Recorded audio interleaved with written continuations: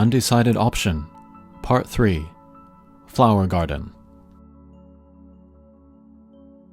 A perfectly clear blue sky, the sound of rippling water from a fountain. Birds sang, and a pleasant breeze carried the fragrance of the flowers. An utterly peaceful garden. When my consciousness returned, I was touching the antenna. That's right, the boy told me to touch it. He stood by my side. We were working to restore my memory. "Welcome back." The boy smiled at me kindly. "Did you remember anything?" I stood slowly. I closed my eyes and searched my mind. When I touched the antenna, memories flowed through my head. It was a story of a ruined world I did not know. An aged robot tried to protect little robots.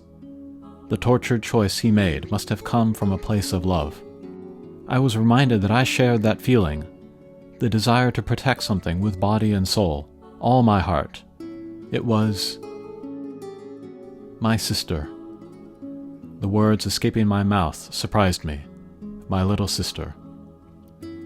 I had a sister that I wished to protect. A vague image of a little girl formed in my head.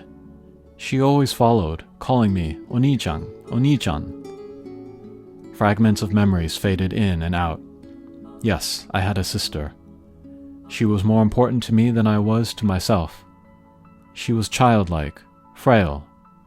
Her name was Yona.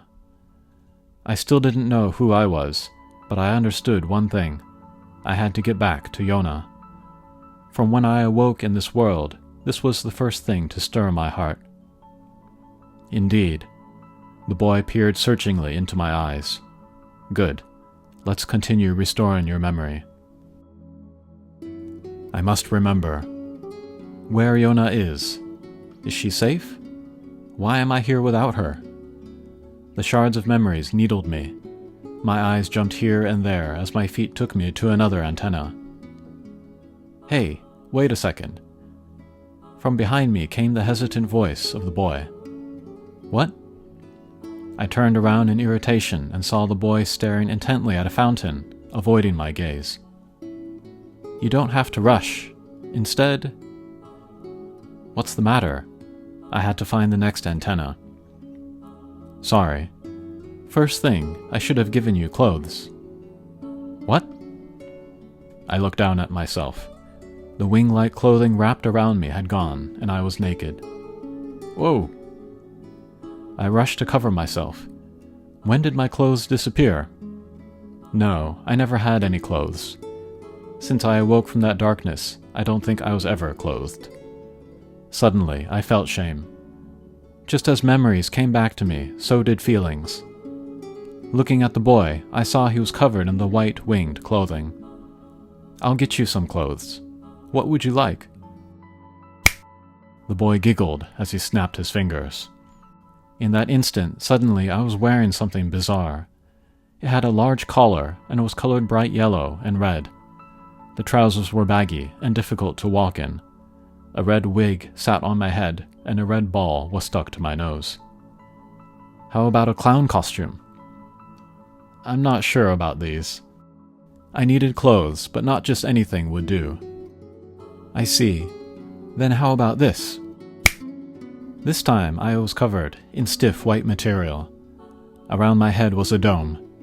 The outfit was so heavy I fell to my hands and knees. This is clothing to go out into space. It's very expensive and precious. Space? I don't think I'm going there. Well, how about this? This is combat wear for androids. When the boy snapped his fingers this time, suddenly I couldn't see. Ack! The coverings on your eyes are black goggles. There must be a good reason why they wear it. I can't see. Change it. I cried out. I had had enough of darkness. Okay, I'll give you something more suited to you. The boy raised his hand again. Lightweight gray fabric, and over it a black cloth tunic. Roomy short pants. Long boots. And to complete the outfit, long gloves that went over the elbow. This is pretty good. This clothing seemed right for me. I felt I had finally become myself. Yes, it suits you." The boy nodded in approval. "Thank you." I took a breath and thanked him. The boy teased me, but I'll forget it. "I think we are ready." The boy spread his hands dramatically. "Let's find your next memory." I checked the garden. It truly was vast. At first glance they were missable, but the strange antennae were hidden here and there. They had become a part of the plant growth, a part of the soil, covered by tall foliage, even as the roots of trees. My eyes fell on an antenna sitting beneath a magnificent tree with hanging flowers of light purple. It seemed to be calling to me. I approached the antenna that sat among the roots. The moment I touched it with my finger, the cloud of words surrounded me. I felt my consciousness leave my body. Again, I sank into the world of words.